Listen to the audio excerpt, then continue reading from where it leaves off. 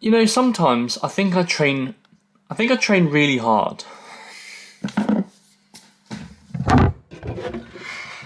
Hey, but every now and then, I train with someone who is A, trains harder, B, is a lot stronger, and that's kind of why I train with other people in the industry.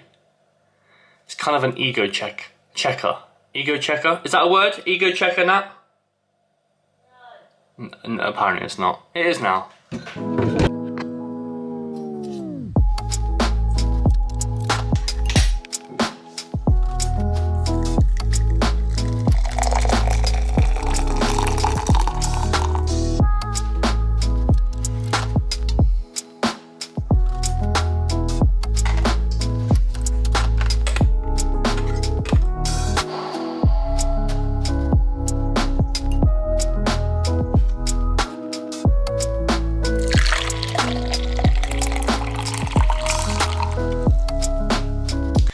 Hey, I know the suspense is killing you. I mean, it's in the description that I'm going to be training with TM Cycles today.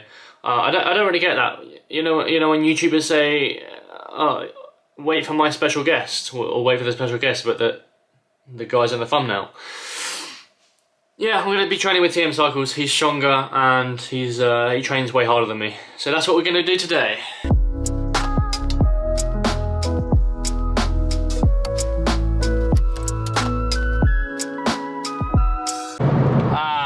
Crap. I forgot my intra-workout drink. Intra-workout of choice, we have the Gatorade. Not the end of the world, they didn't have any Lucozade. I'm not complaining, I like Gatorade.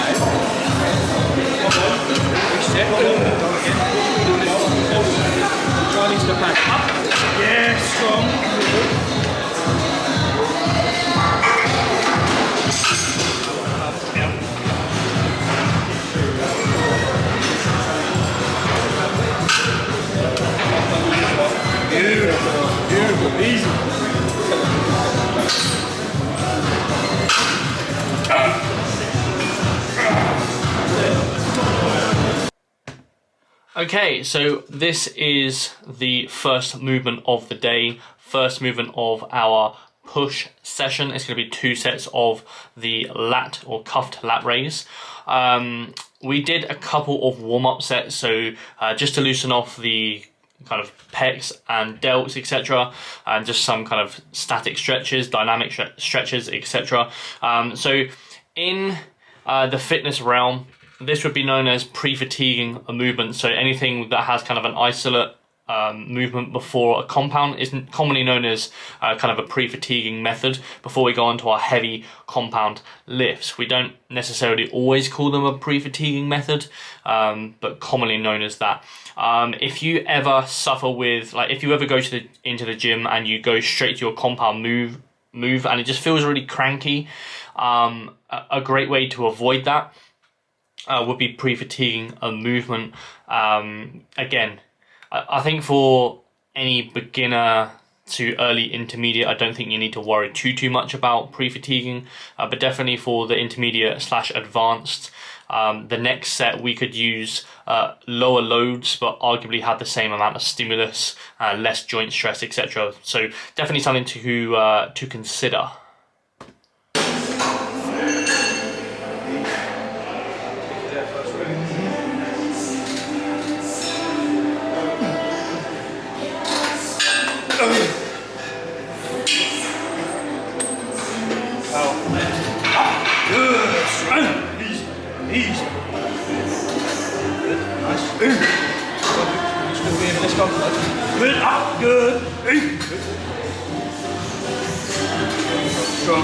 Good. You know that. Let's go again.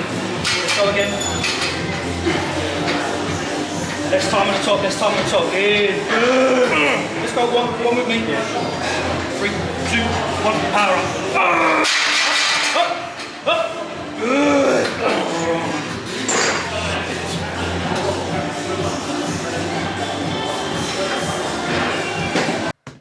So here we have concluded our delt work for the day. So this was the Cybex shoulder press. I hit 4.5 plates per side, which I was very, very happy with, considering I hadn't shoulder pressed in like 12 months. But yeah, so that was the compound move. Obviously the cuffed work was the kind of pre-fatigue movement before that. And that, yeah, again, that concludes our delt work for the day. So I was going to quickly go through how I structure my mesocycle, and yeah, maybe you can have a little insight. So basically I start at 4 reps in reserve. I then go to 3, 2, 1. So volume would kind of creep up appropriately. I add sets here and there if recovery deems it. So every single time we go from 4 to 3 to 2 to 1, etc., that is a form of progressive overload. So if you work harder in the gym, that is a form of progressive overload. It's just another kind of prong of attack. We don't necessarily just go for load and maybe reps. We go for load, reps and sets and relative intensity. So yeah, there's kind of like a 4-pronged attack. Now, last week I went to 0 reps in reserve, and this is actually what I would consider mechanical failure. There is a slight difference, and I'll show you the difference in the next clip.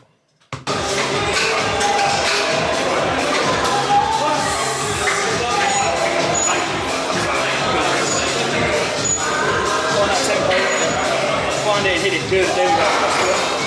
Now we start moving. Good.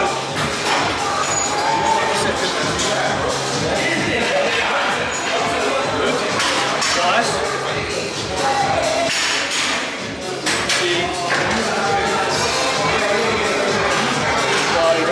Let's go. Come on. Fucking tempo. Let's go. Again. Easy. You. Still you. Barely any meat. It starts kicking in. Let's go. There we go.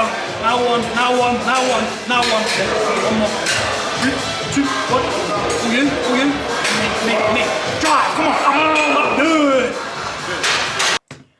Now, the main difference between 0 RER and mechanical failure is you see Tom in the last kind of 3 clips. You see Tom giving me manual assistance. So pushing, so making the lap short and making sure that I have a kind of a complete rep with his assistance. Now, I wouldn't have necessarily have gone for any of the last reps in the past kind of 3 clips without him being there. By myself, that would have been 0 reps in reserve, the one before. If I went for the rep after that, the one where he is helping me, that would have been an incomplete rep. So 0 reps in reserve means 0 clean reps in reserve. And then kind of mechanical or technical failure would be mechanical assistance helping you up. There is a slight difference between the two. And again, I don't think that if you really say I train to failure, I do really think that you're not training to failure. You're actually training with kind of 0 RER if you've completed the rep yourself. If you've obviously like gone for a hack squat and like buried yourself, that's evidently kind of mechanical failure. But I do think with someone being there, having that kind of manual assistance would be true technical or mechanical failure.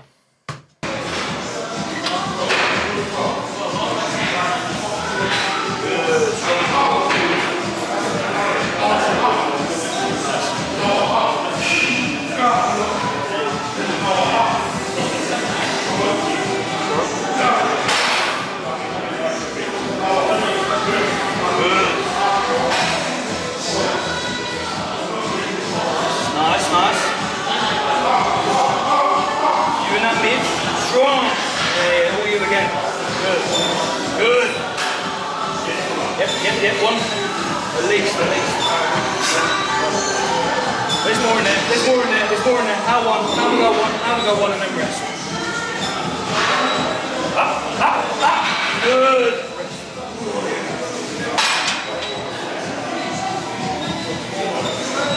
Deep lift.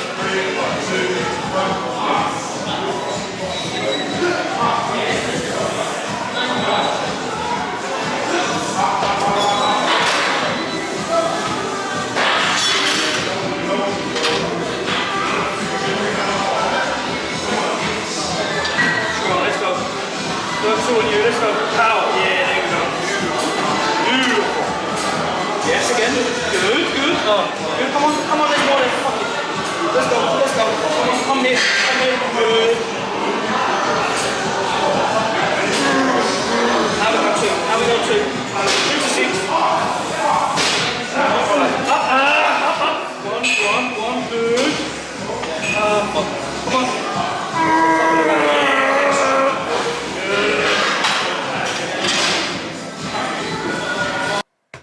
So that concludes our chest portion of the workout today.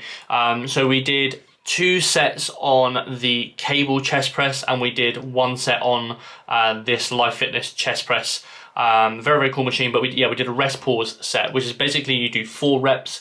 We do kind of 2 to 3 breaths, and then we do another 4 reps. I was at a different gym today, so I didn't load select appropriately, and so I ended up doing like 12 kind of reps, not 12 sets, 12 reps, and then did a breather. Then I did like 8 reps. So yeah, I didn't load increment as I should have. In terms of could I train like this throughout the whole mesocycle? So you saw how I structure my mesocycle, and the reason why I train with reps in reserve is because my volume requirements are very low. So if I train like this the whole way through my mesocycle, my volume would be below MEV, which wouldn't make me grow. So if your volume is below minimum effective dose or minimum effective volume, we simply will not grow muscle. By definition, we'll be in kind of no man's land between maintenance volume and minimum effective dose. So again, really the only reason why I train with reps in reserve isn't necessarily from kind of enjoyment factor. It's more from an optimality kind of stance that, again, it's just buying me a little bit more volume. Yeah.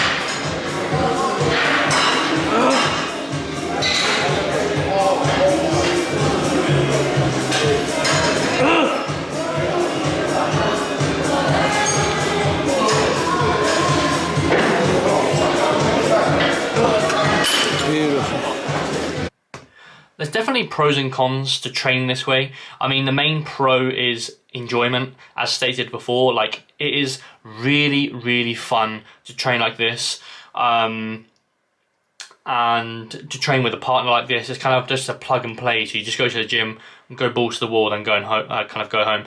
In terms of, again, the cons here, I think the cons are mainly going to be the fatigue trade-off with it. We know that training with kind of 2 RER is going to provide quite similar stimulus benefits to training with 0 RER or even mechanical failure. And with that being said, the fatigue generated from kind of 2 to 0 would rise exponentially up. So we get the same stimulus, but really a lot of fatigue at training with 0 RER. So again, there's really pros and cons. And if you can't train with reps in reserve, like you physically can't go into the gym and drop kind of, or go to like 4 RER and then just drop the weight, that's totally fine and understandable. And I think the reps in reserve is just simply not for you.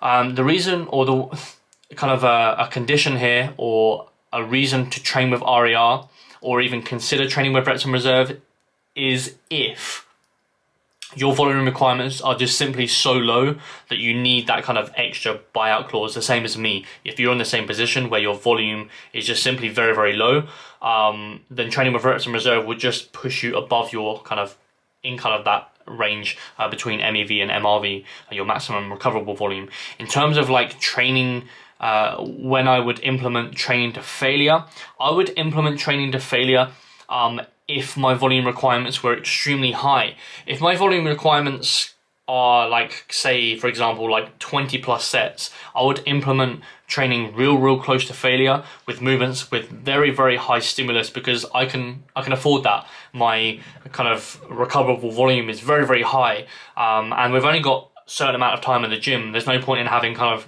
a volume requirements of 20 plus sets if we take like 7 hours to complete a workout. In that case, we pick movements that have a lot of stimulus, yes, a lot of fatigue, but we can afford that. And again, we can train to failure because we can afford the fatigue kind of trade-off, and we're almost guaranteed that we're hitting every single muscle fiber possible. So yeah, again, pros and cons to both.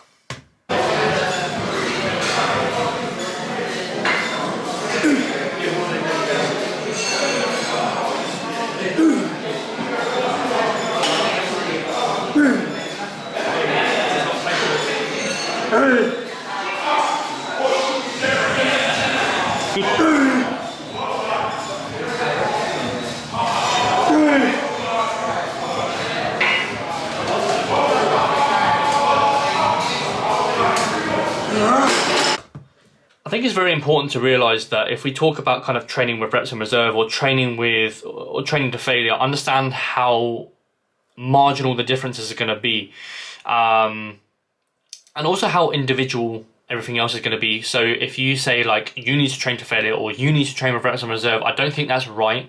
Again, we discussed the nuances. Like I train with reps in reserve because I got low volume. You might have someone who will dictate training to failure because they just want to lower their MRV, which is completely fine. But again, I feel like with everything to do with hypertrophy, I think it's individual differences. One little side note, I don't think many people actually know their RERs appropriately unless they're getting coached, or they're very good at filming themselves and critiquing themselves. Typically when I have a client on board and they kind of film their sets and they're going to true like 2 RER, typically they're going to like 7, which is fine because I can adjust that. I can either load increment them, basically adding load to the bar and then hitting the same reps. Let's just say for example they've hit 90 for 10 reps and they're kind of 7 reps in reserve off. I could then load them to like 100 kg or 105 kg and then hit the same reps, and that will kind of their relative intensity will increase there. Also, you can do things like beat in the logbook. So let's just say, for example, again, we'll do the 90 for 10. Let's just say they think it's 2 RER. If I just say beat the sheet every single week, they'll find failure eventually by definition. So you can do things there. But I do think that for the most part, people just don't know their RERs, which is why I'm quite a big advocate of people training to failure. And even then, I don't think that people, again here, I don't think that people actually know what training to failure is unless you go and, say visit Tom, or you go train with someone and they put you through your paces. I don't necessarily think that people know they're training to failure. I don't think they actually are training to failure. They're more likely training with kind of 4 to 2 RER-ish, which again, you can grow muscle from. But yeah, I really think if you're not put through your paces, I don't necessarily think you are actually training to failure, especially if you're repeating performance. So to conclude this push and arm session, we basically did 2 sets of the tricep push down. We did 3 sets of this bicep. I believe it's a hoist machine, and I can't actually remember the brand's name. And then after this, we did the Atlantis overhead press, which is very cool. We did 2 sets on the Atlantis press, which concludes to around 4 sets of triceps and then 3 sets of biceps.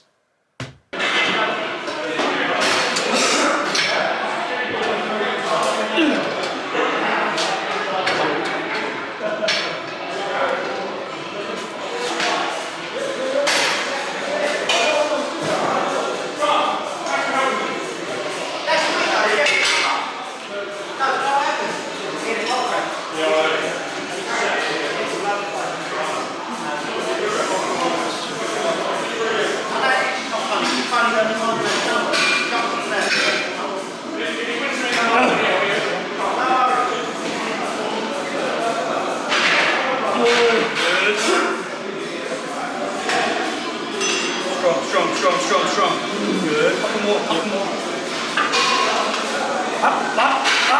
Good. Nice one. Yeah.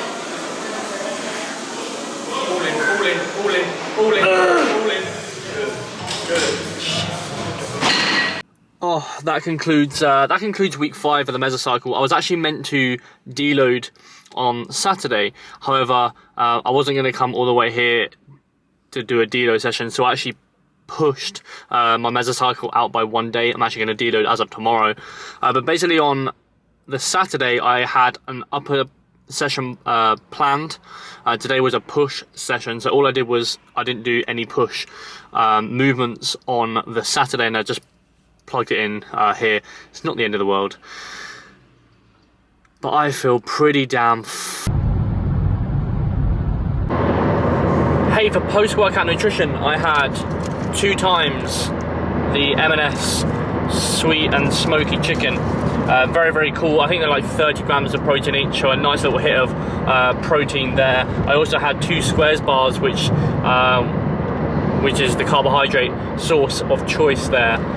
Perfect for in a rush, pretty much fish and a rice cake, but chicken and a squares bar kind of rhymes, just not the same. I also had a heavy hit of ashwagandha because yeah, I'm pretty damn fatigued.